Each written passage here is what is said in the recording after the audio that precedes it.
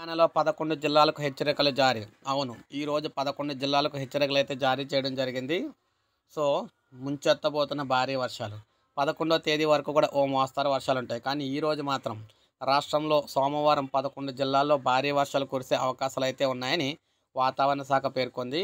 నిజామాబాద్, జయశంకర్, భూపాలపల్లి, ములుగు, వరంగల్, హన్మకొండ, వికారాబాద్, సంగారెడ్డి, మెదక్, కామారెడ్డి, మహబూబ్నగర్, నాగర్ కర్నూలు జిల్లాలో ఈదురుగాలులతో కూడిన భారీ వర్షాలు కురిసే అవకాశం అయితే ఉన్నాయని సూచించింది. మంగళవారం ఈ జిల్లాలతో పాటు భద్రాద్రి కొత్తగూడెం జిల్లాలోనూ కూడా భారీ వర్షాలు పడతాయని తెలిసింది. బుధ, గురువారాల్లో రాష్ట్రంలో పలు ప్రాంతాల్లో ఓ మోస్తరు వర్షాలు కురుస్తాయని పేర్కొంది. ఈ మేరకు పసుపు రంగు హెచ్చరికలు కూడా జారీ చేసింది. ఆదివారం 10 జిల్లాలో కూడా భారీ వర్షాలు అయితే కురిసినాయి అనమాట.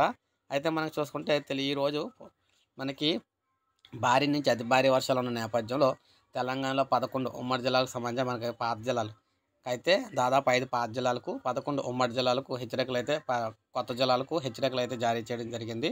అలర్ట్గా అయితే ఉండండి ఈ రోజు అంతా కూడా. ఒక లైక్ చేయండి, సబ్స్క్రైబ్ చేసుకోకపోతే మన ఛానల్ సబ్స్క్రైబ్ చేసుకొని